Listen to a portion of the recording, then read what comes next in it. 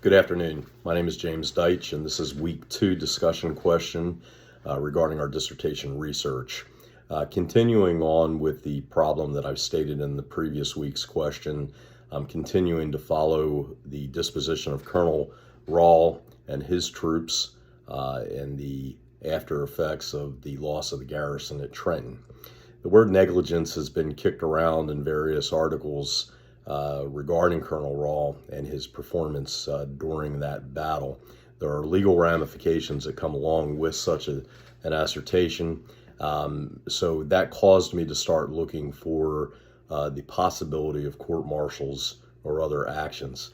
Now, Colonel Rall was killed during the battle, as were several of his deputies and soldiers, but there were enough of the key officers that were involved in that battle that survived to go ahead and get after action reports and other journal entries that can be of use in this discussion.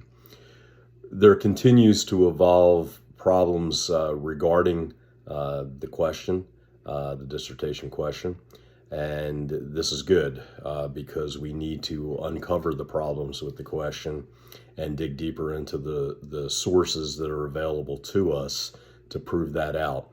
Again, there were accusations early on that Colonel Rall specifically and more generally his troops were inebriated and otherwise not focused on the immediacy of defending the town and the garrison. As stated previously, that is not the case. The troops were prepared.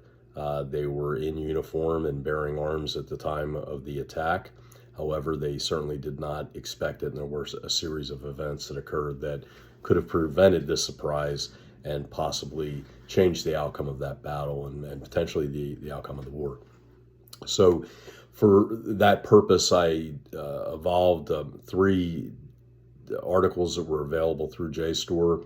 One of them is the Images of America by Christoph Malk.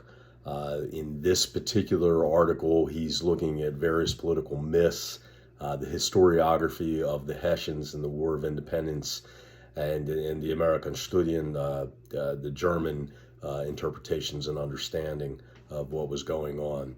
After that, a primary source that was available in article form through University of Pennsylvania Press, and more specifically the Pennsylvania Magazine of History and Biography, which is the Pennsylvania Historical Association or Society, which I'm a member of, took a primary source from Colonel Carl Emmel, Kurt von Donop, Rall's immediate supervisor, and one of the individuals that had prescribed certain actions and activities which Rall ignored. This will be very important to the overall discussion. And then finally, a article that was put out by Charles Ingrao, who has gone on to evolve a great manuscript on the subject, which I've used in a lot of my research, but also found an article that was published in the American Historical Review regarding barbarous strangers, the term borrowed from Mercy Otis Warren in her work on the history of the American Revolution.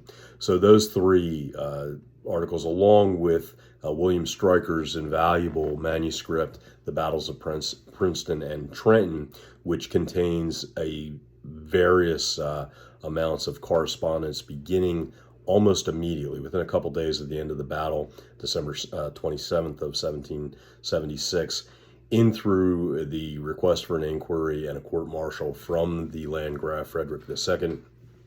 That would actually begin sometime in 1777 and continue on through 1782. So the various letters of correspondence, the dispositions, and the rulings all are accounted for in those studies. And then finally, some redemption in terms of Colonel Rall. Now, it is noted throughout the correspondence and the documents that it is very convenient that Colonel Rall died during the battle.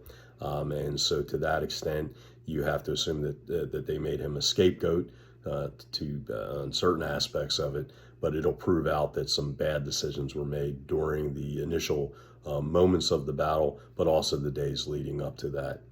I enjoy having a discourse on this and entertaining any questions that you might have on this work. Thank you.